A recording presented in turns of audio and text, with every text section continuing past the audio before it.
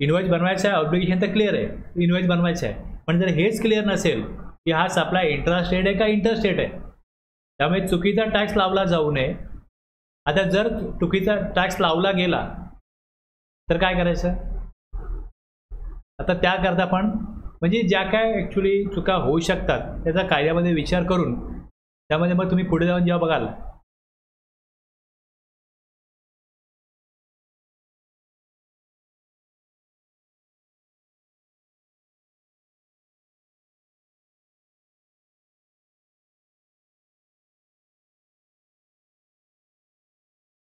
इथे section 77 tax wrongfully collected and paid to the government, म्हणजे जर घ्यायला पाहिजे होता CGST HST, घेतला IST, तर मग योग्य टॅक्स जो आहे इकडे ही प्रोव्हिजन आहे. 77ला तुम्ही बघाल तर ही प्रोव्हिजन आहे. आणि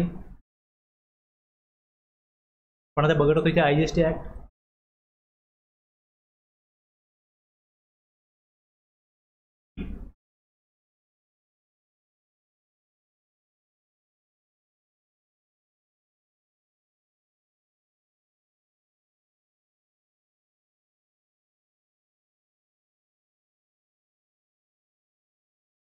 टॅक्स रॉंगफुली कलेक्टेड आणि paid to central government, state government.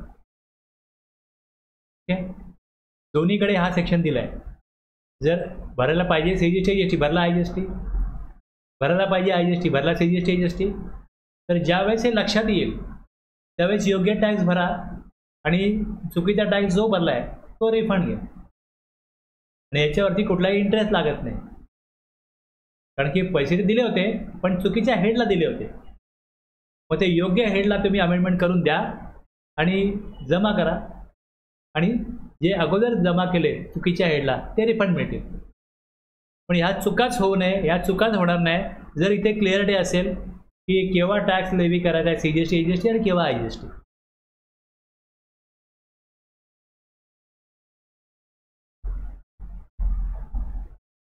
येऊया पुढे. द प्लेस ऑफ सप्लाय बघतोय आपण. The place of supply of goods, जेव्हा डोमेस्टिक सप्लाय आहे त्यावेळेस where the supply does not involve movement of goods, गुड्सचा मुवमेंट नाही आहे, whether by the supplier or the recipient, कोणी मुवमेंट नाही करत. The place of supply shall be the location of such goods at the time of delivery to the recipient. Okay, आता एक व्यक्ती गोव्याला बिझनेस करतो आणि त्याला आपली ब्रँच चालू करायची आहे मुंबईला. ओके, त्याला मुंबईला ब्रँच चालू करायची. त्यांनी ऑफिस बघितलं, ऑफिसमध्ये फर्निचर पण सगळं होतं.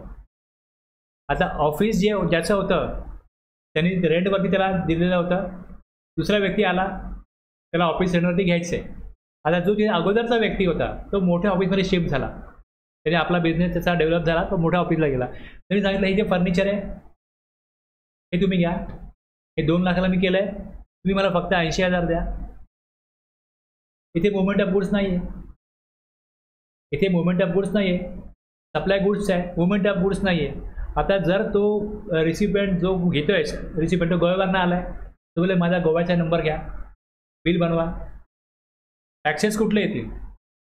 इथे गुड्स कुठे आहेत? Where supply does not involve movement of goods, place of supply काढतो आपण. The place of supply shall be the location of such goods, goods कुठे आहेत? तिथे आहेत, तिथेच. म्हणजे मग इकडे काय येईल? CGST HST येईल. रिसिपियंट कुठला आहे हे बघायचंच नाही, गुड्स डिलिव्हरी होते, गुड्सची मुवमेंट नाही आहे, CGST HST आहे. कारण कन्झम्पशन त्याच जागेवर आहे ना. आता गुड्स मुवमेंट होणार, जर मुवमेंट होऊ शकते तर मुवमेंट करतील, मुवमेंट करायचीच नाही आहे, मुवमेंट होणारच नाही आहे, गुड्स इथेच वापरले जाणार आहे. पण जसं बघितलं इन्व्हॉइस बनवायचं आहे, एक मुवमेंट ऑफ गुड्स आहे, दुसरा गुड्स उपलब्ध करून दिले, गुड्स जागेवरच घेतले, हे 2 ऑप्शन बघितले ना आपण. तसं रिमूव्हल ऑफ गुड्स आणि other than removal of goods किंवा जिथे गुड्सची मुवमेंट नाही आहे त्या केसमध्ये इथे गुड्स आहेत ते तोच प्लेस ऑफ सप्लाय असेल. ज्यावेळेस मी इन्व्हॉइस बघीन तेव्हा मला एक बघायचं आहे इन्व्हॉइसची तरतूद काय, दुसरं मला हे बघायचं आहे की प्लेस ऑफ सप्लायची तरतूद काय, त्याप्रमाणे टॅक्स लेव्ही होईल. इन्व्हॉइस कधी बनवायचा आणि टॅक्स कुठला लावायचा हे दोन्ही सेक्शन इंटरलिंक आहेत ते लक्षात घेऊन, ती प्रोविजन लक्षात घेऊन मला त्याप्रमाणे इनवॉइस बनवायला पाहिजे. पहिले सप्लाय आहे की नाही बघणार. सप्लाय आहे, टॅक्सेबल आहे, तर मग टॅक्स इनवॉइस बनेल. मग त्याचा टॅक्स रेट नोटिफाईड काय तो बघायचा, मग त्याची प्लेस ऑफ सप्लायची प्रोव्हिजन बघायची, त्याप्रमाणे तो टॅक्स लागेल. आता हा एक अमेंडमेंट होऊन हा एक सेक्शन आला, where the supply of goods is made to a person other than a registered person. आता रजिस्टर्ड पर्सन जर समजा असेल, तुम्हाला सांगितलं की एखादा व्यक्ती, एक मुंबईला कॉन्फरन्स आहे, सगळ्या राज्यांची एक कॉन्फरन्स, एक कंपनी आहे जी मल्टी स्टेट बिझनेस करते, त्यांनी कॉन्फरन्स ठेवली मुंबईला, सगळ्या राज्याचे प्रतिनिधी तिथे येतील. आता एक व्यक्ती जर का गुजरातवरनं येतो आणि तो महाराष्ट्रामध्ये लॅपटॉप परचेस करतो, विजय सेल्समध्ये गेला तर लॅपटॉप पाहिजे, सांगितलं बाबा कंपनीच्या नावाने बिल बनवा, कंपनीचा जीएसटी नंबर टाका, ते बघतील अरे कंपनी गुजरातमधली आहे, ते लगेच काय करतील, place of supply movement terminate, तो गुड्स घेऊन जाणार आहे, मुवमेंट तो करणार आहे, टर्मिनेट तिकडे होईल, IGST लागेल. पण जेव्हा रिसिपियंट हा अनरजिस्टर्ड पर्सन असेल तेव्हा काय होईल बघा. जर रजिस्टर्ड पर्सन असेल तर त्याचा ॲड्रेस जो आहे तो सांगणार, ते नंबरवरून कळणार, जीएसटी नंबर भरणार. पण जर तुमचा एखादा मित्र आहे वेगळ्या राज्यामधनं आला, तुम्हाला भेटला, अरे मला एक लॅपटॉप पण घ्यायचा आहे, मी मुंबईला आलो आहे, इकडे जरा मला बरीच रेंज बघता येईल, मी लॅपटॉप घेतो, त्याने घेतला लॅपटॉप, तर आता जो शॉपकीपर आहे, जो दुकानदार आहे, तो टॅक्स कुठला लावेल. तुमचा मित्र वेगळ्या राज्यामधनं आलेला आहे, तो टॅक्स कुठला लावेल. तर where the supply of goods is made to a person other than registered person, the place of supply काय असेल. आता यात काय म्हणतो बघा, notwithstanding anything contrary contain in clause a आणि सी मध्ये काही दिलं असेल, तिथे काही दिलं असेल, तुम्ही आता जे उत्तर देताय लक्षात घ्या, तुम्हाला जे वाटतंय हे तेच सांगतोय, काही सांगितलं असेल म्हणजे अगोदर तुम्ही जे काय समजून घेतलंय ते बाजूला ठेवा, आता इथे जे दिलंय ते लक्षात घ्या. तुम्ही निष्कर्ष काढताय तो आतापर्यंत आपण जे a b clause c clause बघितले त्यावरून तुम्ही काढताय ना, ते पहिलेच बोलले ए आणि सी क्लॉज बाजूला ठेवा. बी the location as per the address of the set person. त्या व्यक्तीने सांगितलं माझा हा ॲड्रेस आहे, मी महाराष्ट्रामधला नाही आहे, महाराष्ट्राबाहेरचा आहे. Recorded in the invoice issued in respect of the said supply, and the location of the supplier where the address of the said person is not recorded in the invoice. दोन option आहेत. जर रिसिपियंटने address दिला तर पण काय बघतो, location of supplier आणि place of supply, address काय महाराष्ट्राबाहेरचा आहे तर IGST येईल, महाराष्ट्रामधला आहे तर CGST IGST येईल. रजिस्टर्ड पर्सननी ॲड्रेस दिलाच पाहिजे, उपलब्ध असेल, रेकॉर्डला असेल तर तो घ्या, रेकॉर्डला नसेल. आता ह्यात पण परत ॲड्रेस टाकलाच पाहिजे का अनरजिस्टर्ड पर्सनचा, परत तुम्हाला बघायला लागेल की आपण जे बघत होतो काल,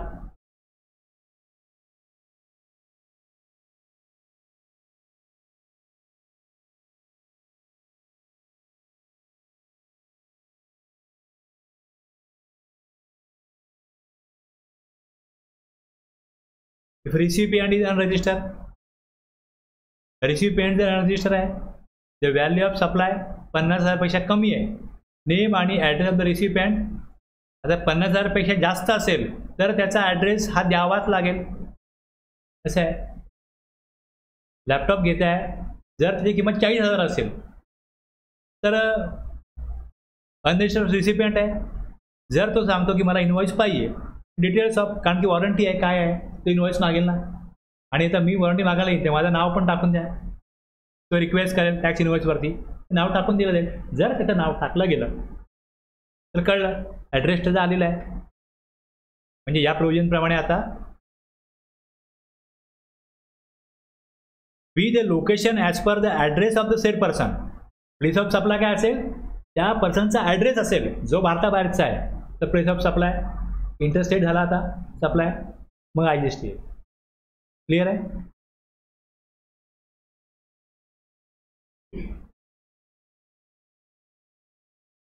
खाली एक्सप्लेनेशन आहे, for the purposes of this clause recording of the name of the state of the said person in the invoice shall be deem to be the recording of the address of the said person. इथे काय बघा, हे कशा करत चाललंय, त्या राज्याला आपला रेव्हेन्यू मिळावा म्हणून चाललंय. राज्याचं नाव कळलं, कोणी ऑनलाईन मागवला, स्टेट कुठं मागवतोय ते कळतंय, स्टेट आलं त्याला म्हणतो ॲड्रेस, स्टेट हाच ॲड्रेस. मग आपण हे जे बघतोय ना, हे पहिले मी मला पहिलेच सांगितलं की हा डोमेस्टिक आहे. आता एक्सपोर्ट आहे तर एक्सपोर्ट आहे. आता एक्सपोर्टला काय प्रोव्हिजन आहे, मग हा झिरो ट्रेड सप्लाय आहे. मग जर तुम्ही एक्सपोर्ट करता तर तुम्हाला गुड्स पाठवायचे आहेत, मग तुम्हाला IGST ॲक्ट बघायला पाहिजे. मग एकदम त्याचा व्ह्यू चेंज होतो. आता ज्या वेळेस तुम्ही झिरो ट्रेड सप्लाय बघता, zero trade supply, zero trade supply कशाला म्हणतात, means any of the following supplies goods services both, export of goods or services or both export आहे, याला काय म्हणतात झिरो ट्रेड सप्लाय. आणि झिरो ट्रेड सप्लाय जर करत असाल तर तुम्हाला LUT किंवा बॉन्डची प्रोव्हिजन लागू होते. तुमच्याकडे असेल विदाउट IGST गुड्स जातील, नसेल तर IGST भरायला मग रिफंड घ्याल. ब्रॅकेट चेंज झालं ना. आता राज्याबाहेर गुड्स गेले तर आपल्याला क्लिअर दिलेलं आहे, तो इंटरनेट सप्लायच आहे. राज्यामध्ये आहेत तर त्यातली गुंतागुंत आपण समजून घेतो. इकडे राज्यामध्येच, इथे देशामध्येच आपला सप्लाय होतोय, पण दुसऱ्या राज्यामधला व्यक्ती ज्या वेळेस महाराष्ट्रामध्ये येतो आणि तो अनरजिस्टर्ड पर्सन आहे किंवा अशा प्रकारे ऑनलाईन परचेस केलं जातं, ई-कॉमर्स ऑपरेटर थ्रू परचेस केलं जातं. आता मी ऑनलाईन TV परचेस केला, दिल्लीचा सप्लायर आहे, टॅक्स कुठला लावेल, असं आहे ना. आणि त्याच्याकडे रेकॉर्डला गेलं की मी मुंबईतनं ॲड्रेस दिला आहे, कारण डिलिव्हरी करायची त्याला. जर त्याला गुड डिलिव्हरी करायची आहे तर माझा ॲड्रेस मला देणं भाग आहे. त्याला ज्यापर्यंत ॲड्रेस पोहोचला, मग त्याच्या रेकॉर्डला जर ॲड्रेस गेला, म्हणजे एकतर वॉरंटीसाठी आणि दुसरं डिलिव्हरीसाठी, तर जो ॲड्रेसचा रेकॉर्ड आहे तो प्लेस ऑफ सप्लाय. म्हणजे इथे आपलं मूळ प्रिन्सिपल काय, सेक्शन काय डिफॉल्ट, की लोकेशन ऑफ सप्लाय एका स्टेटमध्ये आणि प्लेस ऑफ सप्लाय दुसऱ्या स्टेटमध्ये, कारण की रेकॉर्ड तिथे रेकॉर्डला गेला ॲड्रेस काय रिसिपियंटचा, मग इकडे IGST येईल.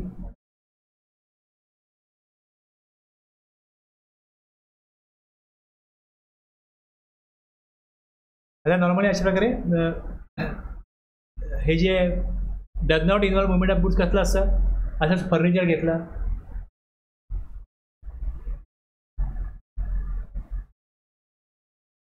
काय मशिनरी रेंटवर दिलेली आहे, समजा रेंटवर मशिनरी दिली आणि तुम्ही सांगितलं मशिनरी रेंटवर दिली आहे, हे मी घेतो, टॅक्स कुठला लागेल. आता इथे मुवमेंट ऑफ गुड्स नाही आहे, मग अशीच एक्झाम्पल इकडे दिलेली आहे. तुम्ही आणखीन वाचाल, दोन आणखीन क्लिअरिटी येईल. गुड्स असेंबल किंवा इन्स्टॉल केले, आपण बघतोय काय, प्लेस ऑफ सप्लाय गुड्स किंवा गुड्स असेंबल किंवा इन्स्टॉल केले ॲट साईट. आता बघा, मी महाराष्ट्रामध्ये बिझनेस करतो आणि मला अशा प्रकारे इन्स्टॉलेशनचा किंवा असेंब्लीचा कॉन्ट्रॅक्ट मिळालं 1 महिन्याकरता, 2 महिन्याकरता गुजरातमध्ये. तर मी कशा प्रकारे मला कंप्लायन्सेस करायचे, की जो महाराष्ट्राचा नंबर आहे तोच वापरून गुजरातला जाऊन तिकडे इन्स्टॉल करीन, असेंब्ली करीन का, मला तिकडे मग कॅज्युअल टॅक्सेबल परमिशन घ्यायला लागेल. जर मी तिकडे बिझनेस कायमस्वरूपी करतोय तर तिकडे नवीन नंबर काढीन, टेम्पररी करतोय अप टू 90 days घेईन CTP म्हणून, की बा हे कॉन्ट्रॅक्ट मिळाले, हा इव्हेंट आहे, याकरता काम करतोय, कसलं असेंबल किंवा इन्स्टॉलेशनचा. मग जिकडे ते करतोय तोच टॅक्स लागेल. जे गुड्स विकले इन्स्टॉल करून परत यायचे, एक ऑप्शन असं आहे, गुड्स विकले इन्स्टॉल केले परत आलो. मग कुठे इन्स्टॉल केले, गुजरातला केले. लोकेशन ऑफ सप्लायर कुठे आहे, महाराष्ट्र. इन्स्टॉल कुठे झाले, गुजरात. किंवा फक्त मी इन्स्टॉल करण्याचीच सर्व्हिस दिली, तर टॅक्स कुठला लागेल, IGST. कन्झम्पशन कुठे, गुजरातमध्ये. आलं लक्षात.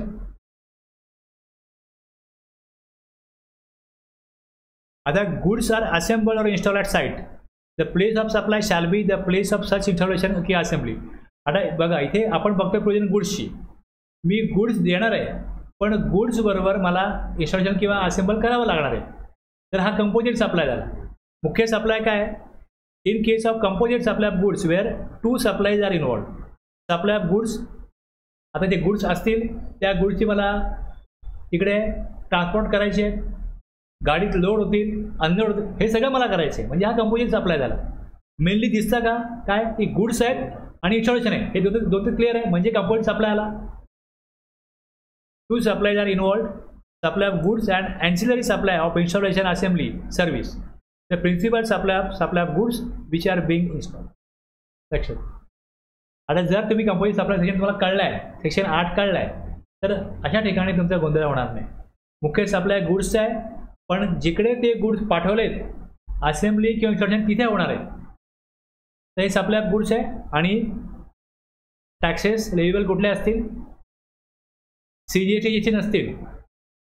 जिकडे इन्स्टॉल झालं, आता जर का सप्लायर गुजरातमधलाच असेल, इन्स्टॉल करतोय, CGST. पण महाराष्ट्रामधला गुड्स गुजरातला चालले, तर मग IGST येईल.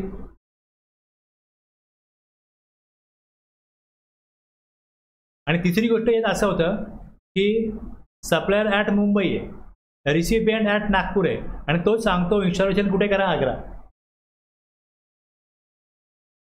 आणखी तिसऱ्या ठिकाणी करायला सांगतो. मग प्लेस ऑफ सप्लाय आग्रा येईल. इन्स्टॉल कुठे झाले? तिकडे झाले, मग तो टॅक्स लावायचा.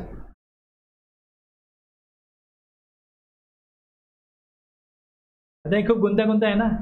Default rule subject to section 10. तुमचं जे ट्रान्झॅक्शन आहे ते यातलं आहे का? यातलं नाही आहे तर डिफॉल्ट रूल. यातलं आहे तर मग इकडे दिलेलं आहे त्याप्रमाणे तोच टॅक्स लागेल. आणि जर चुकीचा लागला आणि मग पुढे स्क्रुटिनीमध्ये आलं आहे, कुठल्या क्युरीमध्ये आलं, तर कुठल्या ह्यामध्ये एक्स्ट्रा पैसे भरायला लागत नाहीत, पण मग परत ते पैसे भरा, चुकीचे भरते रिफंड घ्या, हे करायला लागतं. हे असं आहे. आणि ह्याचा उद्देश टॅक्सपेअरला काय नुकसान नाही, पण राज्याला नुकसान होणे म्हणून हे प्रोव्हिजन आहे. टॅक्सपेअर आपला टॅक्स भरतोच आहे, रिसिपियंट आपला ITC घेतोच आहे.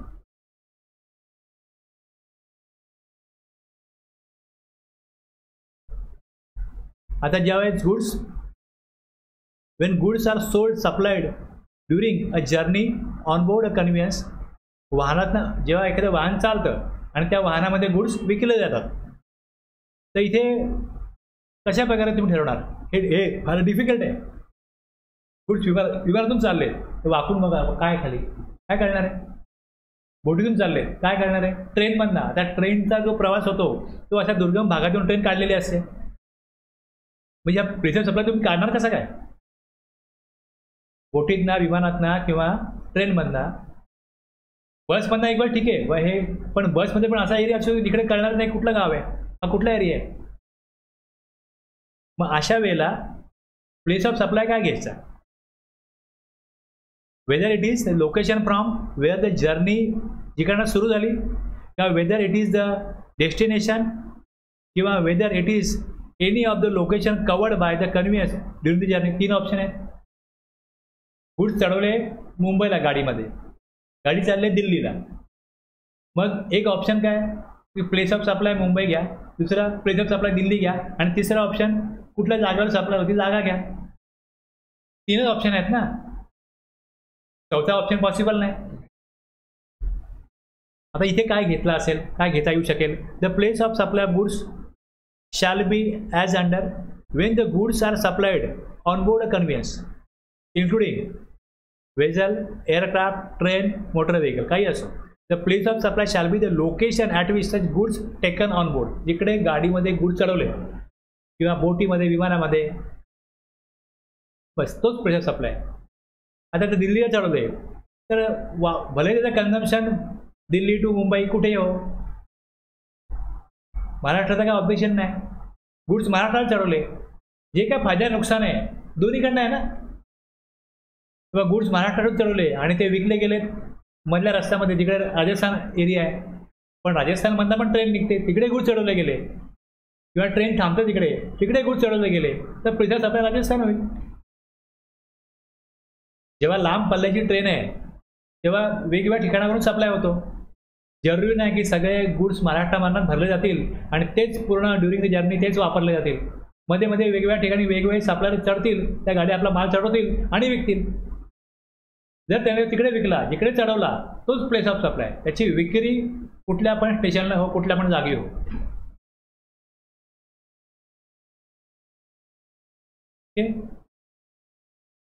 Vessel, aircraft, train, motor vehicle काही असो.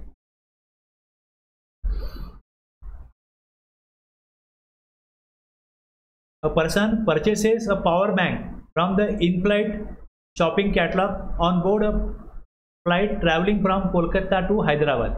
आता airlines has a registered place of business in Kolkata. The power bank is taken on board or loaded in the flight in Kolkata. हा intrastate supply असेल, taxes applicable CGST AGST असतील. याच्यामध्ये IGST येणारच नाही. जिकडे गुड चढवले तिकडेच supply झालाय.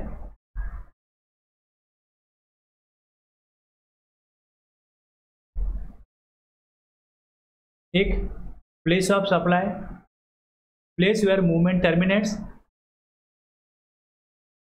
लोकेशन ऑफ सप्लाय कुठेही असो, टर्मिनेट कुठे झालं तो प्लेस ऑफ सप्लाय. दुसरं काय बघितलं आपण, थर्ड पर्सन, 3 व्यक्ती आहेत.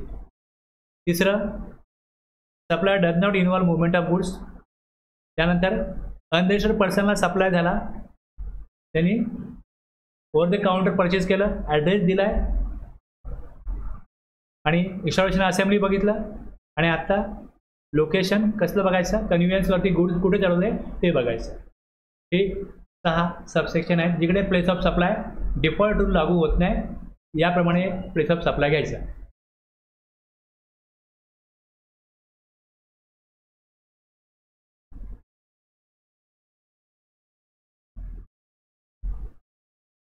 हा सेक्शन 10 संपला. इकडे मी एक्स्ट्रा एक्झाम्पल का देतो, तुम्ही जेव्हा नंतर कधी परत तुम्हाला रेफरन्स लागेल, वाचायला जाल तर ते वाचून तुम्हाला क्लॅरिटी येईल.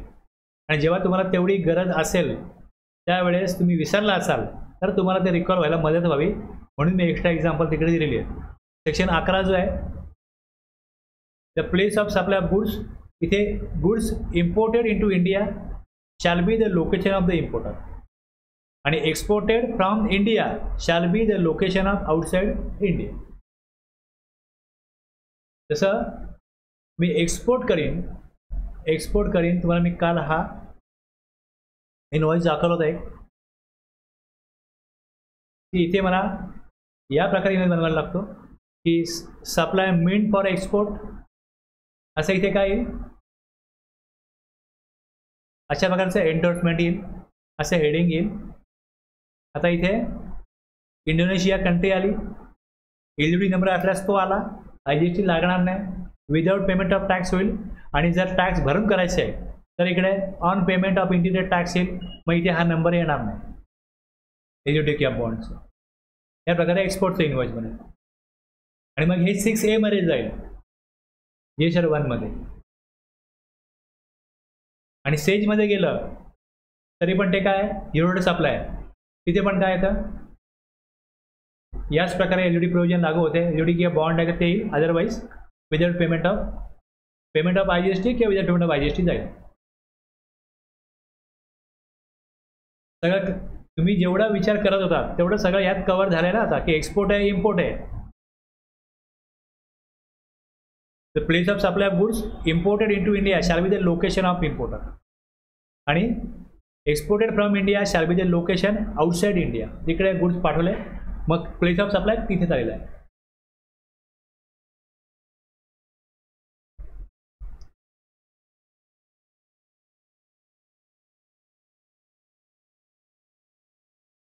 कसं होतं, ॲटलिस्ट हे काहीतरी ऐकलं, एकदा कानावरती पडलं, तुम्ही जे काही करत असाल त्याविषयी कधी काही नोटीस कोणाला गेली आणि तो व्यक्ती काहीतरी सांगत असेल आणि तुम्ही हे ऐकलेलं असेल तर तुम्हाला तिथे काहीतरी अशा प्रकारे मेसेज येईल, आपण ते वाचलं होतं, ते बघायला पाहिजे परत, असं आहे. मग तुम्ही ते वाचाल, मग तुम्हाला ते जास्त क्लिअर होईल तो काय बोलतोय. प्रत्येक वेळेस सगळा अभ्यास तुम्ही केलेला असला पाहिजे जरुरी नाही, पण ॲटलिस्ट एवढा अभ्यास मला पाहिजे की समोरच्या व्यक्तीला ज्या वेळेस अपॉर्च्युनिटी बिंग हर्ड द्यायचं आहे तुझं काय म्हणणं आहे, तुला ही नोटीस दिली गेली आमच्याकडनं, आयदर बरोबर आहे की चुकीची आहे. चुकीची आहे. कसं आहे तो सांगेल की बघा हा सेक्शन आहे, इकडे हे दिलं आहे, तर तुम्हाला कळलं पाहिजे बाबा इथे काय दिलं नक्की. मग तुम्ही ऐकून घ्याल, ते लिहून घ्याल मुद्दे आहेत ते, आणि मग तुम्ही तपासून बघाल. असं आहे ना, न ऐकता मला हे वाटतं हेच आहे असं तर बोलायचं नाही ना आपल्याला. आपल्याला तरतुदीनुसार त्या व्यक्तीला नोटीस पाठवले आणि तो तरतुदीनुसारच तुम्हाला सांगेल की त्याचं म्हणणं आणि तुमच्या म्हणण्यामध्ये कशी विसंगती आहे.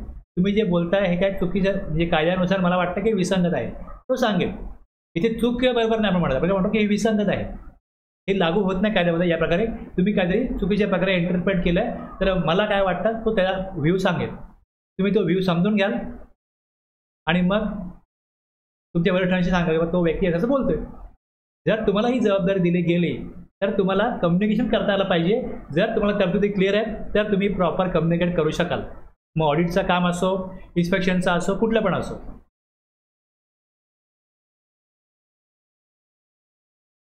बऱ्याच वेळा काय होतं, ऑडिटला गेल्यानंतर तुमची ओळख होते. तो व्यक्ती जो असतो अकाउंटंट किंवा कोणी ऑफिस असतो त्यांना पण कसं आहे, उगाच आम्हाला त्रास देऊ नका, काय असेल ते आम्हाला सांगा, आम्ही करेक्शन करतो. जे काय असेल ते, काय असेल टॅक्स भरणं ते भरतो. हॅरॅसमेंट नको, चुकलं तर टॅक्स भरू, पण अननेसेसरी त्यांना त्रास नको असतो. मग ते जो व्यक्ती जाईल त्याला चहा देतात, नाश्ता देतात, बाबा करा काय असेल ते काम, थोडेफार तुमचे संबंध फ्रेंडली होतात. मग तुम्हाला काय दिसलं तुम्ही विचारता हे काय, तो सांगतो तुम्हाला. बरंच वेळ असं झालंय त्यांना चूक कळली का त्यांनी इमिजिएटली RTC चुकीचा घेतला, रिव्हर्सल करतात, लगेच टॅक्स भरून घेतात. मग पुढे जाऊन तुम्ही नोटीस पाठवायला पाहिजे आम्ही आताच करतो रिव्हर्सल. तुमचा उद्देश काय, तुम्ही ऑडिट का कंडक्ट करताय, काहीतरी आमच्याकडनं चुकीच्या प्रकारे टॅक्स घेतला गेलाय, RTC चुकीचा अवेळ युटिलाइज झालाय किंवा रिफंड चुकीचा घेतला. जर तुमच्या ऑडिटमधनंच जर तुम्ही विचारताय आम्हाला, आम्ही तुम्हाला सांगतोय, तर कळते आम्हाला आमची चूक. जशी आम्हाला चूक कळली आम्ही तो टॅक्स भरतो. इमिजिएट तेव्हाच भरला तर त्याला फायदा काय, पेनल्टी येत नाही, इमिजिएटली इंटरेस्ट पण कमी लागेल. आत्तापर्यंत इंटरेस्ट भरला, संपला विषय.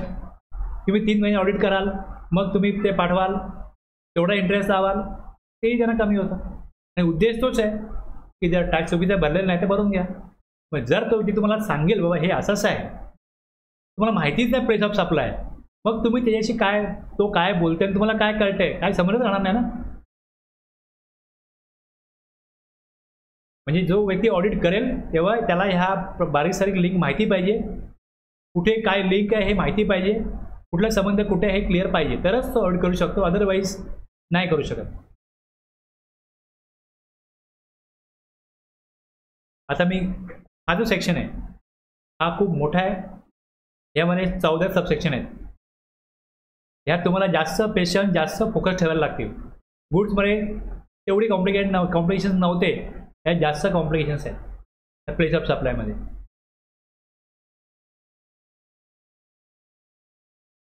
डिफॉल्ट रूल आता बघाल तुम्ही 12(1) मध्ये काय दिलंय, determination of the place of supply of service where the location of supplier of service and the location of recipient of services in India. म्हणजे हा पण काय सर्व्हिसचा डोमेस्टिक सप्लाय आहे, हे लक्षात घ्या. जनरल, डिफॉल्ट किंवा रेसिड्युरी रूल काय, तर हे बघितलं जातं की सप्लाय B2B आहे का B2C आहे. डिफॉल्ट रूल आहे, पण डिफॉल्ट रूल या 12(3) ते 12(14) याला लागू होत नाही, हे लक्षात घ्या.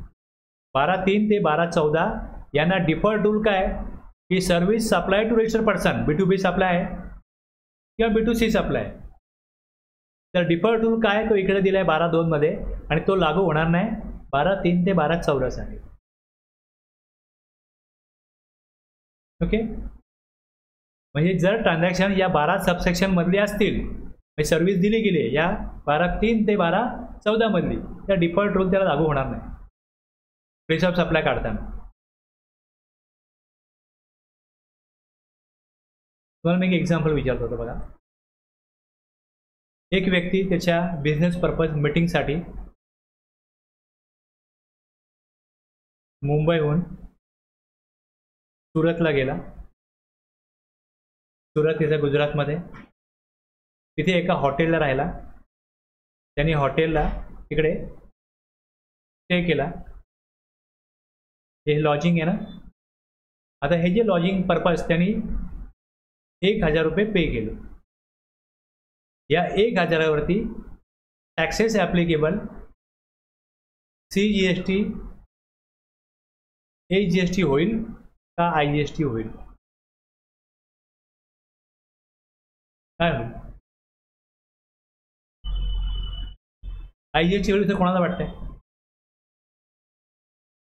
बघा, लोकेशन ऑफ सप्लायर हे महाराष्ट्र आहे आणि सर्व्हिस दिली कुठे जाते? सुरतला. मग ह्याच्यावर CGST HGST यायला पाहिजे का IGST यायला पाहिजे? IGST आला तर ITC मिळू शकतो आणि CGST HGST आला तर B2B सप्लाय असून पण तो जो HGST आहे तो गुजरातचा येईल. आणि आत्ता असे प्रोव्हिजन आहे की महाराष्ट्र HGST गुजरात HGST बरोबर सेटअप होत नाही.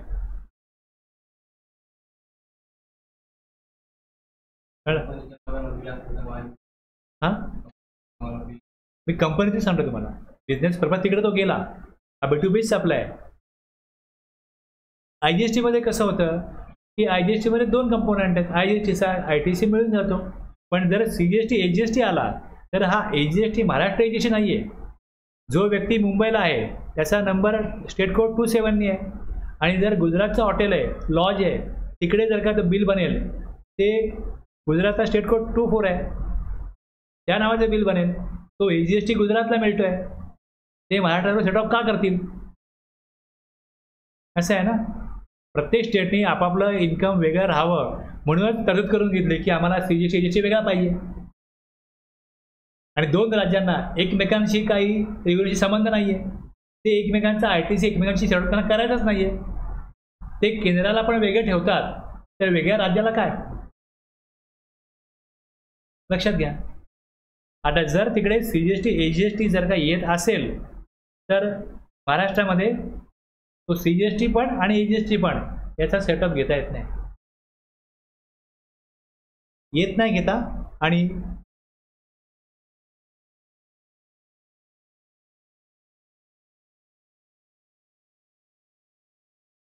त्याचा आणखीन एक परिणाम दाखवतो काय?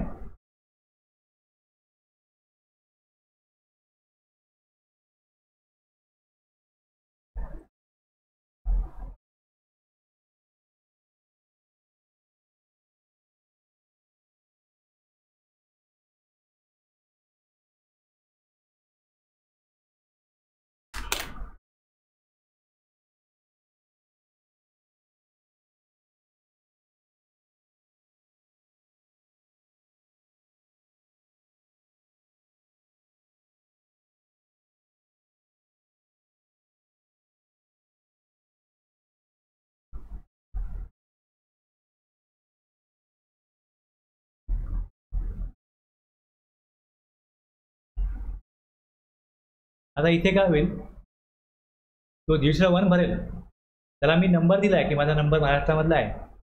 तर तिथे काय होतं, तिथे खाली बघा ITC ineligible ITC under section एक 16(4) आहे आणि दुसरा ITC restricted due to POS rule. तुम्ही मला तो दाखवतो पण तिकडे दाखवतो की हा ITC घेता येणार नाही आणि त्याचा रिपोर्ट इथे करायचा की असा कुठला आहे की जो रिस्ट्रिक्ट झाला आहे प्लेस ऑफ सप्लायच्या नियमाप्रमाणे, तो इथे रिपोर्ट करा. म्हणजे ज्या वेळेस इथे ऑल ITC मध्ये ऑटो पॉकेट ITC होतो, इकडे तो होत नाही. तुम्ही तो दाखवतो पण दाखवतो की हा रिस्ट्रिक्ट केला, तो ITC घेता येत नाही. अशा प्रकारे आहे प्रोव्हिजन.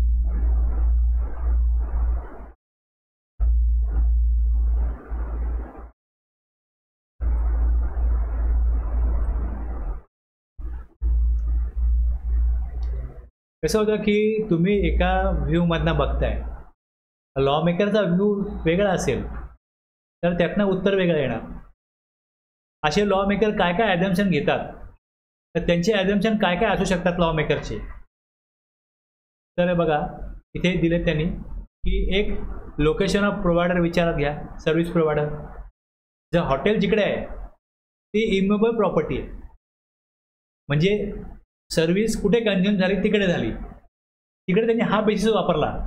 जिकडे कन्झम्पशन आहे तो टॅक्स लागला पाहिजे. हे ॲझम्पशन जर का तिथे वापरलं असेल तर location of service provider, okay, तोच टॅक्स लागला पाहिजे. इकडे लोकेशन. दुसरं लोकेशन ऑफ सर्व्हिस रिसिव्हर. आता समजा महाराष्ट्र एक डेव्हलप स्टेट आहे, ओके, आणि बिहारमध्ये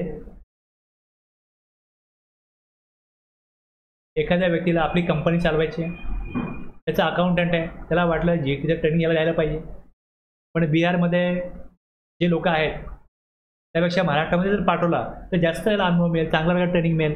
म्हणून त्याने त्याला महाराष्ट्रात पाठवलं की जा महाराष्ट्रात जाऊन ट्रेनिंग घेऊन ये, सगळा खर्च कंपनी करेल. त्यांनी महाराष्ट्रामध्ये एक सर्व्हिस प्रोव्हायडर शोधला जिकडे बाबा जीएसटी शिकवलं जातं, क्लासेस शिकवले जातात, आणि त्यांनी तिकडे 10,000 रुपये फीस त्या क्लासची दिली. त्याच्यावर जीएसटी 8% आहे. आता इथे बिहारमध्ये तो व्यक्ती शिकेल महाराष्ट्रामध्ये, पण त्याचं जे कौशल्य विकसित होईल त्याचा वापर कुठे जाऊन करेल? बिहारमध्ये करेल. मग ह्या परिस्थितीमध्ये CGST घ्यायला पाहिजे का IGST घ्यायला पाहिजे? म्हणजे इथे मग लोकेशन ऑफ सर्व्हिस रिसिव्हर हे जे ॲझम्पशन वापरलं तर मग ह्याप्रमाणे IGST येईल. जर हे वापरलं की location of service provider, service कुठे दिली? इकडे दिली, तर CGST IGST येईल. पण जर विचार हा केला आपण सर्व्हिस इकडे दिली पण कौशल्य वापरणार कुठे जाऊन? तो वेगळ्या राज्यामध्ये, आणि टॅक्स त्याचा खरं ते राज्य करते का? कारण त्यांना तिकडे एक्सपर्टाईज नॉलेज असलेला व्यक्ती पाहिजे. मग ॲझम्पशन वेगवेगळ्या परिस्थितीमध्ये वेगवेगळ्या ट्रान्झॅक्शनला वेगवेगळ्या येणार. त्यामुळे प्रत्येक वेळेस हाच काटे लागणार नाही की लोकेशन ऑफ सर्व्हिस प्रोव्हायडर, किंवा हाच लागणार नाही लोकेशन ऑफ सर्व्हिस रिसिव्हर. हे तिसरा प्लेस ऑफ परफॉर्मन्स, कुठे परफॉर्मन्स झाला. ब्युटी ट्रीटमेंट आहे, प्लास्टिक सर्जरी आहे, एखाद्या व्यक्तीला करायची आहे, कुठे झाली? परफॉर्मन्स तिकडे आहे. मग हा पण एक क्रायटेरिया असू शकतो. तिसरं प्लेस ऑफ कन्झम्पशन आपण बघतोच आहे. प्लेस ऑफ कन्झम्पशन एक B2B सप्लाय असेल तर ITC मिळायला पाहिजे, हा जर विचार केला तर लोकेशन ऑफ सर्व्हिस रिसिव्हर. आणि जर त्या राज्याला बेनिफिट मिळायला पाहिजे हा विचार करायचा आहे तर मग कुठे कन्झम्पशन झालं आहे तो बेसिस येईल. ॲक्च्युअल बेनिफिशरी, प्लेस पर्सन, असे वेगवेगळे बेसिस आहेत किंवा ॲझम्पशन आहेत ज्याच्यावर ठरवलं जाऊ शकतो की प्लेस ऑफ सप्लाय काय घ्यायचा. ओके, जो सर्व्हिस घेतोय तो सर्व्हिसचं पेमेंट करतोय सप्लायरला, पण सप्लायरला प्रश्न आहे की मी टॅक्स कुठला लावू, मी प्लेस ऑफ सप्लाय काय दाखवू. जर CGST AGST लावला आणि रिसिपियंट जर वेगळ्या राज्याचा असेल तर त्याला ITC मिळणार नाही. आणि जर IGSTची लेवी झाली तर प्लेस ऑफ सप्लाय या राज्यामधनं तो व्यक्ती येतोय, पेमेंट करतोय. B2B सप्लाय असेल तिकडे ITC मिळेल. पण मग ज्या राज्यामध्ये ॲक्च्युअली सर्व्हिस दिली गेली, समजा महाराष्ट्रामध्ये सर्व्हिस दिली गेली आणि इथे बिहारचा व्यक्ती आला, IGST लावला, तर टॅक्स कलेक्ट होईल महाराष्ट्रामध्ये, जमा होईल, पण IGSTचा जो प्रपोर्शनेट पार्ट आहे हा बिहारला मिळेल, महाराष्ट्राला मिळणार नाही. ITC पण त्या रिसिपियंटला मिळेल आणि तो रिव्हेन्यू पण त्या स्टेटला मिळेल, हे लक्षात घे. त्यामुळे हे सगळे जे ह्याला प्रॉक्झीज म्हणतात, proxies for determining place of supply of service, हे एवढे पॅरामीटर आहेत ते विचारात घेऊन वेगवेगळ्या ट्रान्झॅक्शनला वेगवेगळ्या ठिकाणी वेगवेगळी ट्रीटमेंट दिली गेली. डिफॉल्ट रूल लागू होत नाही. सबसेक्शन 12 3 to 14 समजलं ना. सगळ्यांना न्याय द्यायचा आहे. तो बिझनेस आहे, तो बिझनेस पुढे गेला पाहिजे, त्याला ITC पासून झाला पाहिजे. तर त्या बिझनेसवरती जर का बिझनेसला न्याय दिला तर राज्याला न्याय मिळणार नाही. जर राज्याला न्याय दिला की जर सर्व्हिस दिली महाराष्ट्रामध्ये, कन्झम्पशन आहे महाराष्ट्रामध्ये, टॅक्स लागला पाहिजे CGST GST. पण B2B सप्लाय तो व्यक्ती बिहारमधनं आलाय, दोघांपैकी एकालाच न्याय मिळेल. एक तर राज्याला मिळेल किंवा त्या रिसिपियंटला मिळेल जो महाराष्ट्राबाहेरचा आहे.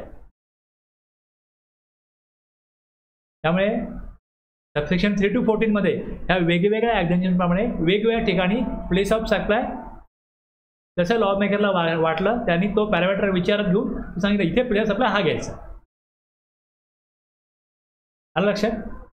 तुम्हाला वाटेल अरे हा नाही असं नाही असं पाहिजे होतं. तुम्हाला किंवा मला काय वाटतं याच्यावर डिपेंड नाही. त्यांनी काय विचार केलाय त्यातून त्यांनी सांगितलं बाबा ही तरतूद आहे. जर हे जर असेल ट्रान्झॅक्शन तर याप्रमाणे काय लावा, प्लेस ऑफ सप्लाय महाराष्ट्र लावा किंवा प्लेस ऑफ सप्लाय दिल्ली लावा, त्याप्रमाणे टॅक्स लावा. ते ठरेल की तो सप्लाय इंट्रास्टेट आहे का इंटरस्टेट आहे.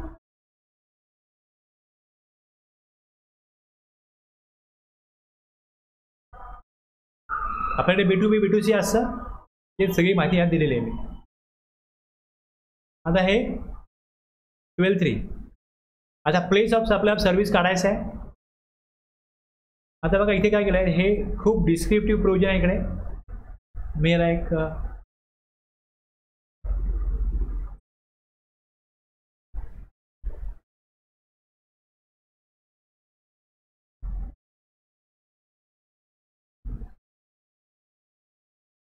समराइज केलं आहे, समराइज केलं आहे एका पेजमध्ये बसेल अशा प्रकारे हे समराइज केलं आहे. तिकडे खूप डिस्क्रिप्टिव्ह आहे. आता 12.13 आता आपण बघतो सेक्शन 12. आता आपल्याला बघायचं का बघा की इथे दिलं होतं सेक्शन IGST 8 मधल्या सेक्शन 2 मध्ये की intrastate supply of service subject to the provision of section 12 supply of service where काय बघा location of the supplier and the place of supply of service are in the same state किंवा same union territory. Okay, हा नियम लागू होत नाही कुठे, default rule लागू होत नाही. इंट्रास्टेट सप्लाय काढतोय किंवा इंटरस्टेट काढतोय तर मग इकडे जर का स्पेसिफाय केलं की इकडे काय दिलंय ते बघा तर मग त्याप्रमाणे काय होईल, तो सप्लाय इंट्रास्टेट सर्व्हिसचा आहे का इंटरनेट सर्व्हिसचा हे ठरेल. इमूवेबल प्रॉपर्टी आहे, सर्व्हिस दिली गेली आहे in relation to immovable property related services including accommodation in hotel, accommodation बोटीवर आहे, वेजल. ओके, इथे अकोमोडेशन काय दिलं आहे, हे अकोमोडेशन आहे. आणि दुसरं immovable property related services including accommodation in hotel boat. आता समजा यामध्ये काय काय येऊ शकतं हेच याद दिलंय की जेव्हा इमूवेबल प्रॉपर्टी आहे त्याच्यावरती काय होईल, इमूवेबल प्रॉपर्टी आहे, 2 मजली बिल्डिंग आहे, 3ऱ्या मजली मजला वाढवायचा आहे, आर्किटेक्टकडे गेलात डिझाईन करून द्या. सर्व्हिस संबंधित कशाशी आहे, इमूवेबल प्रॉपर्टीशी आहे, इंटेरियर डेकोरेशन करायचं आहे, सर्व्हिस संबंधित इमूवेबल प्रॉपर्टीशी आहे, सर्वे करायचं आहे, सर्वे करून द्या. आता बघा कसं होतं, माझ्याकडे एक व्यक्ती सर्वे करतो, आर्किटेक्ट पण आहे, सर्वे करतो, बऱ्याच गोष्टी करतो. तर त्याला एक अशा प्रकारचं गुजरातमधल्या एका कंपनीने सांगितलं की बघ तुम्ही आम्हाला एक ठराविक एरिया सर्वे करून द्या की एवढ्या एरियामध्ये जी जमीन आहे ती कोण ओनरशिप आहे ते टायटल आम्हाला कळवा आणि कोणाच्या ताब्यात किती जमीन आहे ते आम्हाला पाहिजे आणि संबंधित लोकांचे आम्हाला नाव, ॲड्रेस, मोबाईल नंबर द्या. आम्हाला तिकडे इंडस्ट्रियल प्लॉट घ्यायचा आहे तर ती जमीन कोणाची आहे, ती इंडस्ट्रियल एरिया आहे तिकडे, तर जमीन काय तिकडे खाली आहे, वेकंट आहे, ती आम्हाला विकत घ्यायची आहे किंवा मग ऐदर विकत म्हणजे भाड्याने घ्यायची आहे. तिकडे आम्हाला आमचा बिझनेस प्लॅन चालू करायचा. तर ज्या मोकळ्या जमीन आहेत त्याचा ह्यांनी सर्वे केला, माहिती दिली. आता याच्यावरती टॅक्स कुठलं लागेल, इमूवेबल प्रॉपर्टीवर सर्व्हिस आहे, त्यांनी बिल बनवलं, त्यांनी सांगितलं की आम्ही गुजरातमध्ये आमचा बिझनेस आहे, IGST लावून द्या तरच आम्हाला ITC मिळेल. मी ज्याला बोललो बाबा कसे काय तू IGST लावू शकतो, कारण की या नियमाप्रमाणे तरतूद काय की इमूवेबल प्रॉपर्टीवरती सर्व्हिस दिलेली आहे, सर्वे पण त्यात कव्हर केला आहे, सर्वे केला आहे. त्यांना सांग की CGST IGST येईल. मग त्यांनी त्यांच्या कन्सल्टंटला विचारलं की असंच आपण बिल घेतो तर आपल्याला चालेल का, तर ते बोलले त्यांना सांगा कन्सल्टन्सी सर्व्हिस म्हणून बिल द्या, जे यात नाहीये. सर्व्हिस दिली आहे ना, सर्व्हिस इमूवेबल प्रॉपर्टीची आहे का कन्सल्टन्सीची आहे हे गव्हर्नमेंट प्रूव्ह नाही करू शकत. अप्लाय बरं, आपल्याला माहिती बिल भरवा त्याच्यामध्ये सर्व्हिसेस आणि मग लावा IGST. तो डिफॉल्ट रूल आहे. मग मला नाही असं ते बोलतायत, तुला ते बोलतायत त्यांना तुला बिझनेस हवा आहे, त्यांना ITC हवा आहे आणि गव्हर्नमेंटला काय कळणार नाही आहे. ठीक आहे, म्हणजे डॉक्युमेंट त्याप्रमाणे बनले. तर गव्हर्नमेंट जेव्हा डिमांड काढेल याच्या अगेन्स्ट की तुम्ही याला सर्वे केला होता, काही प्रूव्ह नाही गव्हर्नमेंटकडे, काहीच पुरावा नाही, नाही डिमांड येऊ शकत की का लावला तुम्ही IGST, लावायला पाहिजे CGST. प्लेस ऑफ सप्लाय कुठे आहे? इम्युबल प्रॉपर्टी होते. इम्युबल प्रॉपर्टी कुठे आहे? Shall be the location which the immovable property. महाराष्ट्रामध्ये लोकेशन काय, प्लेस ऑफ सप्लाय काय, सर्वे कुठे केला? महाराष्ट्रामध्ये केला. टॅक्स कुठला आहे? CGST GST. तुम्ही बिल कोणाला बनवताय, त्याचा नंबर काय, तो B2B आहे B2C बघायचंच नाही आहे. मग या नियमाप्रमाणे टॅक्स तो येतोय कुठला? CGST GST. त्यांनी सांगितलं की तुम्ही हे दाखवू नका, हे दाखवलं तर आम्हाला ITC मिळणार नाही. ठीक आहे, बघ म्हणजे तुला बिझनेस करायला तू बघ, ही तुझं ॲक्टिव्हिटी आहे, मी एवढंच सांगेन त्याप्रमाणे हे येतं. असं बिल बनलं पाहिजे. मग ते म्हणतात असं बिल बनव, पण तसं बिल बनलं तर तो टॅक्स बरोबर आहे बोलतो, मी बोललो. आणि मग तू सर्वे केला हे गव्हर्नमेंटला कळणार नसेल तर तुला कोण विचारणार नाही, आणि त्यात तुझा बिझनेस काय करोडमध्ये नाही आहे, 2-5 लाखाचा तुझा वर्षाचा बिझनेस आहे. बाकी काय, म्हणजे जर कोणी बिल मागितलं की आम्हाला रजिस्टर बिल GST नंबर आहे का, तर यांची पार्टनरशिप फर्म आहे, नंबर काढला आहे त्याच्यावर बिल देतात. आणि कोण बोललं आम्हाला GSTचं बिल नको, मग हे इंडिव्हिज्युअली आपापल्या नावावरती बिझनेस करतात. कशाचं कसं तुम्ही चौघात, तुमची पार्टनरशिप फर्म आहे, तुमचं टर्नओव्हर फार नाही आहे, 20 लाखाच्या आत आहे, पण काय लोक विचारत GST नंबर असेल तर तुम्हाला काम मिळेल. मग ह्यांना GST नंबर पाहिजे, आपल्याला मोठे मोठे काम घ्यायचे आहेत तर GST नंबर पाहिजे. मग नंबर काढला, कोण आलं GSTचं बिल पाहिजे तर एवढा टॅक्स लागेल, तर आम्ही GST देणार नाही, मग आम्हाला पर्सनल नावावरती बिल बनवू आम्ही. ते म्हणतात चालेल. मग पर्सनल अकाउंटला पैसे घ्यायचे, पर्सनल नावाने काम करायचं. मग 4 काम आली, तुम्ही चौघात, एक काम तुझ्या नावावर, एक काम माझ्या नावावर, चालतं असं. त्यांना जगण्याकरता हे करणं भाग आहे, इलाज नाही त्याला. गव्हर्नमेंट सगळ्यांना जॉब देत नाही, यांना यांनी बिझनेस करतायत तर यांना ह्या अडचणी आहेत. मग यांनी सूचन काढलं की ज्याला बिल पाहिजे तर आपण पार्टनरशिप फर्मचं एक हे बनवू, म्हणजे आपला पार्टनरशिपचं पण नाव टाकता येईल मोठं जरा, त्या 4 जणांचा आमचा बिझनेस आहे, म्हणजे कुठे गेले कुठल्या कंपनीत की आम्ही हे काम करतो, असं करतो, पार्टनरशिप फर्म आहे, जरा मोठं वाटतं. GST नंबर आहे, मोठं वाटतं, जरा इम्प्रेशन पडतं, कामही मिळतं. आणि मग ते बोला की बाबा मग ह्याच्यावरती आम्हाला ITC मिळणार नाही, मग विदाऊट बिल पाहिजे तुम्हाला, GST बिल नको तर आमच्या नावावरती द्या पैसे, आम्ही अनरजिस्टर्ड पर्सनच्या नावाने तुम्हाला सप्लाय देऊ, ते बिल देऊ. म्हणजे कायद्यामध्ये राहून, नियमात राहून ते काम करतात, पहिलाच नाही म्हणतात. जेव्हा एखादा टर्नर खूप मोठा आहे, करोडमध्ये आहे, तो सगळे नियम पाळतो, पण ज्यांना अशा प्रकारे नियम पाळला तर मग कमवले काय नाही, मग फायदा काय, असंच आहे ना.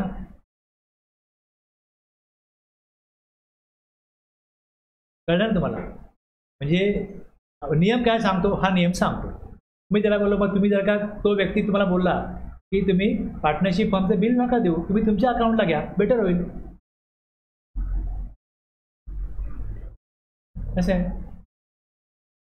पण राज्याबाहेर सप्लाय केला आणि टर्नओव्हर जर का 20 लाखाच्या पुढे नाही आहे तर सर्व्हिस प्रोव्हायडरला पण काय होतं, तो सप्लाय करता येतो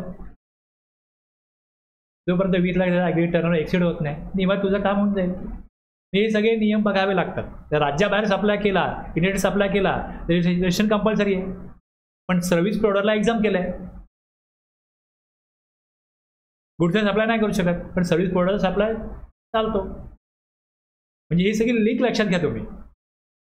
जेव्हा एखादा व्यक्ती एखादी गोष्ट मला विचारतो तेव्हा मला हे बघायला लागतं की सप्लायर कोण आहे, रिसिपियंट कुठला आहे, गुड्स आहे, सप्लाय गुड्सचा आहे का सप्लाय सर्व्हिसचा आहे, हे सगळे मुद्दे विचारात घेऊन कायद्यानुसार त्याला काय ॲडवाईस द्यायचा हे ठरवायला लागतं. तुम्ही एवढा विचार नाही केला तर तुम्ही चुकणार. आणि होतं काय की हा सेक्शन ज्यावेळेस मी शिकवतो ना प्लेस ऑफ सप्लाय, ज्या लोकांची अगोदर फ्रिक्वेन्सी बनलेली नसते त्याला कंटाळतात, फोकस नाही करू शकत. आतापर्यंत 4 वेळा हा सेक्शन माझा फेल गेलाय. 4 सेक्शन ऐकले 12, 13, 14, 15 का मग धैर्य संपतं. मग काम की मी लिंक सांगतो ना, ती लिंक जर का लक्षात येत नाही, अगोदरचे सेक्शन जर का प्रॉपरली केलेलं नाही, ते लक्षात नाही किंवा तेव्हा आले नसतील, तर व्हिडिओ बघितलेला नाही, तर मग ह्या बारकावे नाही करणार. ज्याला ऑडिट करायचं आहे त्याला ह्या सगळ्या गोष्टी या लेवलला समजून घ्यायला लागतील, लिंक सगळ्या समजून घ्यायला लागतील. एखादी नोटीस जरी इश्यू केली त्याला कुठे पाठवलं साहेबांनी, ते लोक विचारतात हे असं करायचं तसं कसं. मग हे मला विचारतात की त्यांनी असं विचारलं, तर तुम्हाला हा सेक्शन सांगितलं होता मी, त्याप्रमाणे ही प्रोव्हिजन आहे म्हणून हे असं आहे. असं आहे का? मग ते लिंक लागली पाहिजे. याच्यावर वेगळं काय अर्थ नाही. तशी आपली एक्झाम असते, जो अभ्यासक्रम असतो त्यातून एक्झाम असते ना, तर तुमचा हा अभ्यासक्रम आहे, याच्या थ्रूच काम चाललंय. एवढं झालं, कळलं? Any services provided by way of grant of rights to use of movable property, carry out और coordination of construction work shall be the location which the immovable property boat vessels. कळलं? जर इमूवेबल प्रॉपर्टीवरती जर का तर Raj hotel आहे, register in Himachal Pradesh, Himachal प्रदेशमधला hotel आहे, त्यांना आता एक हॉटेल बनवायचं आहे उत्तराखंडमध्ये. The interior decoration of the hotel is being done by the रवी इंटेरियर्स उत्तराखंड. ते उत्तराखंडमध्ये आले, त्याने तिकडे एक व्यक्ती शोधला उत्तराखंडमधला, त्याला सांगितलं काय कर, तिथे इंटेरियर कर. आता हे म्हणतील आमचं हिमाचल प्रदेशला जीएसटी नंबर आहे त्याच्यावरती बिल दे, देऊ शकतो, पण टॅक्सेस कुठे लावेल? CGST AGST.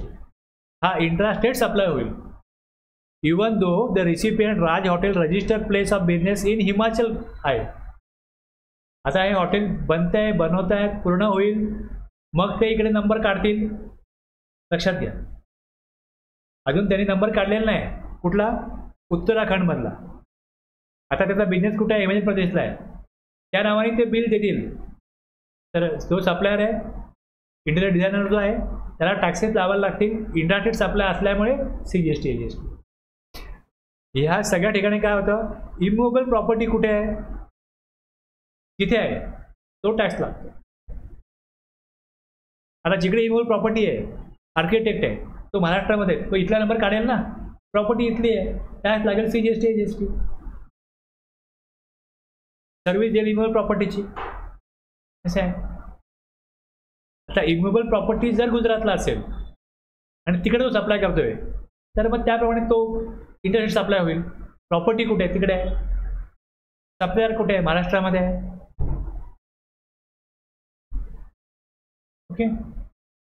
इमूवेबल प्रॉपर्टी जिथे लोकेट होते shall be the location at which the immovable property is located. Okay, हे लक्षात घे. मग इमूवेबल प्रॉपर्टी काय हलवता येत नाही, पण बोट आहे ती हलवता येते, ती मूव्ह करता येते. बोट किंवा वेझल्स इंटेंडेड टू बी लोकेटेड, काही उद्देशाने तिकडे ती काय केली, मूव्ह केली. तर जिकडे ती आहे बोट किंवा वेझल, तिथे सप्लाय झाला, प्लेस ऑफ सप्लाय ते येईल.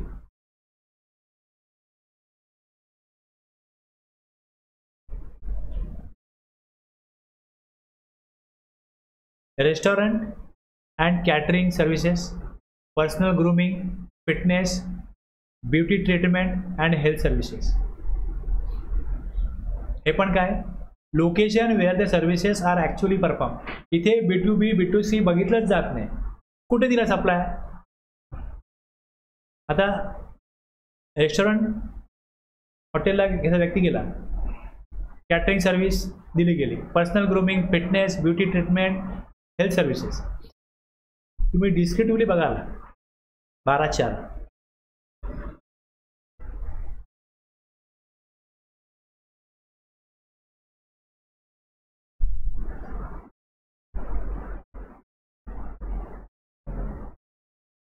The place of supply of restaurant and services, catering services, personal grooming, fitness, beauty treatment, health service, including cosmetic and plastic surgery. इथे काय बघायचं, shall be the location, place of supply काय असेल, shall be the location where the services are actually perform. कुठे दिलं गेलं, messrs x of Goa went to trip to Mumbai, she availed beauty treatment services in beauty parlour of Mumbai. Taxes काय लागतील, place of supply काय असेल, Maharashtra, taxes येतील CGST AGST. Manish caterers in Mumbai provides catering services to Mukesh automobile Surat Gujarat at their annual sales event in Mumbai, sales event in Pune. Okay, Pune. As per section 12(4) the place of supply of catering service shall be the location where the services are actually performed. Place of supply महाराष्ट्रामध्ये होतोय, पुण्यामध्ये होतोय, intrastate supply, taxes applicable CGST AGST.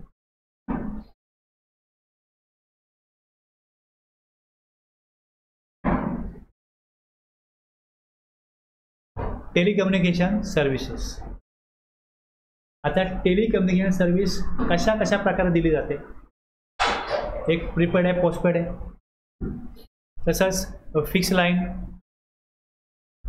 तसं आपलं cable आहे, cable टाकून service दिली जाते. तर services involving fix cable, lease and internet lease, circuits, dish antenna etcetera, location of such fix equipment.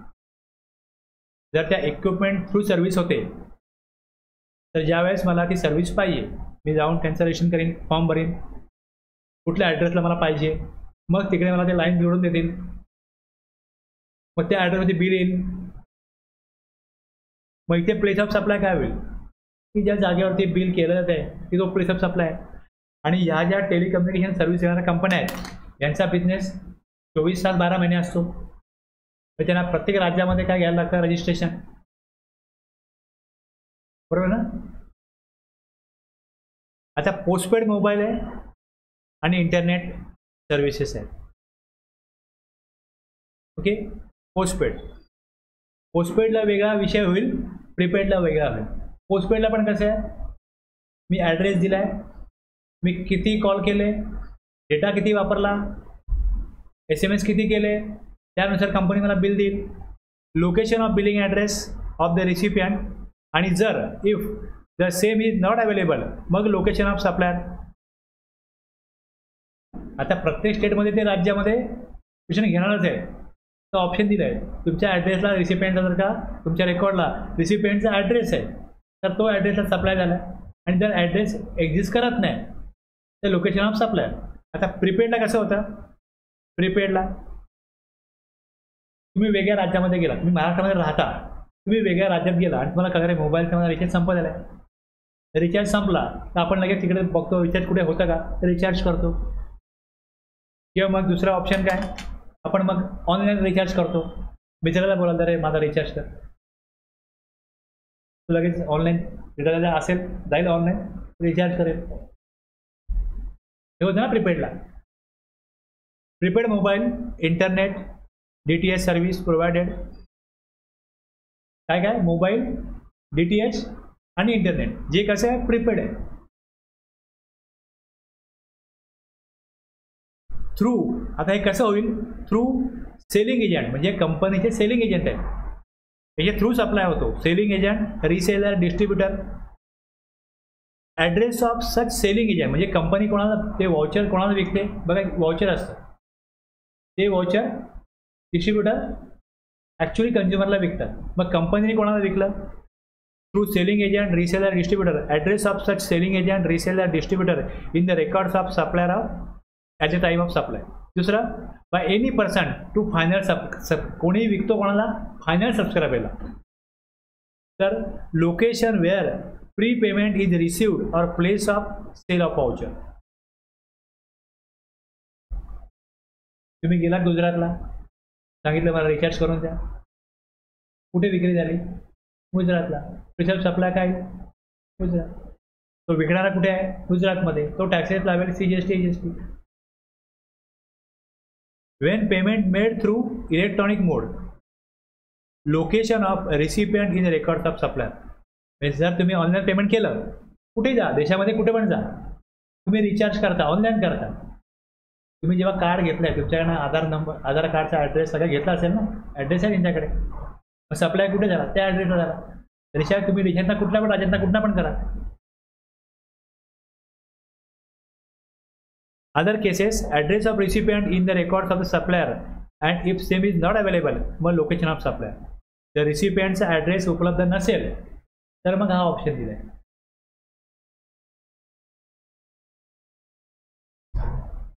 If lease circuit is install in more than one state, lease circuit असतात ना, ते जर का account जास्त स्टेटमध्ये आहेत तर each such state in proportion to the value of services provided in each state.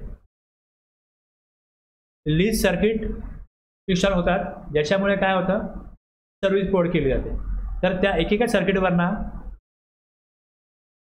In proportion to the value of services, किती व्हॅल्यूची सर्व्हिस त्या प्रत्येक लीज सर्किटवरना प्रोव्हाइड केली जाते. आता लीज सर्किटचा कन्सेप्ट तुम्ही बघाल तुम्हाला आणखीन ह्यात लेंथी थोडं आहे. हा 12-11 मध्ये येईल.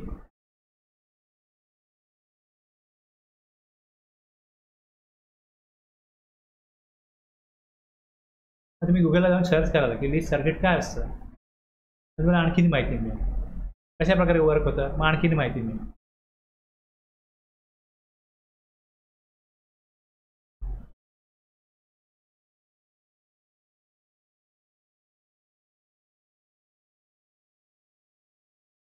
Supply of telecommunication service. तर इथे मी डिटेलमध्ये दिलं आहे की कशा करता, मग कशाला म्हणतात टेलिकम्युनिकेशन सर्व्हिस, आणि मग कशाच्या प्रकारे असते ती सर्व्हिस, हे सगळं दिलं इकडे. आणि हे बघा डिटेलमध्ये दिलं आहे, एक्झाम्पलमध्ये दिलं आहे. तर मी एवढं काय होतं आहे, अगोदरच्या मी 4 बॅचला हे सगळं असं ट्रेस करून शिकवलं. फार त्रासदायक होतं मला बोलताना पण आणि ऐकणाऱ्यांना पण. त्यामुळे मी इथे काय केलं की हे तुमच्यावर सोडलं, तुम्हाला पाहिजे ते वाचा.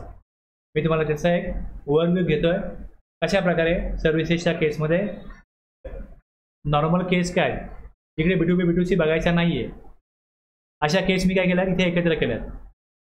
याप्रमाणे पहिले त्या म्हणजे सिक्वेन्स जो आहे हा कसा केला आहे की जिकडे B2B B2C बघायचं नाही आहे, 12-3 आहे, मग सिक्वेन्समध्ये 12-4, 12-6, 12-10, 12-11 यामध्ये बघायचं नाही. B2B B2C काही बघायचं नाही, बघितलेलं नाही आहे.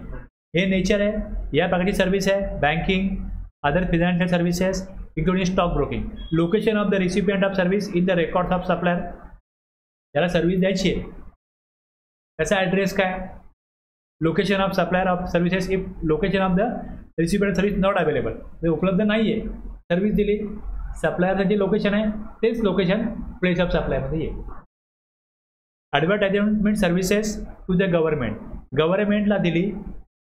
आता हे 12-4, 12-6, 12-10, 12-11, 12-12, 12-14 पर्यंत B2B B2Cचा विचार केलेला नाही आहे.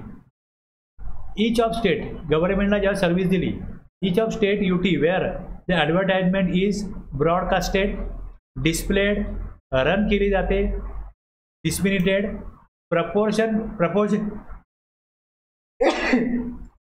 Proportionate value in case of multiple state. वेगवेगळ्या राज्यांमध्ये गव्हर्नमेंट एक कॉन्ट्रॅक्ट एखाद्या ॲडव्हर्टाइज एजन्सीला की या सगळ्या राज्यांमध्ये काय करा, ही जाहिरात द्या.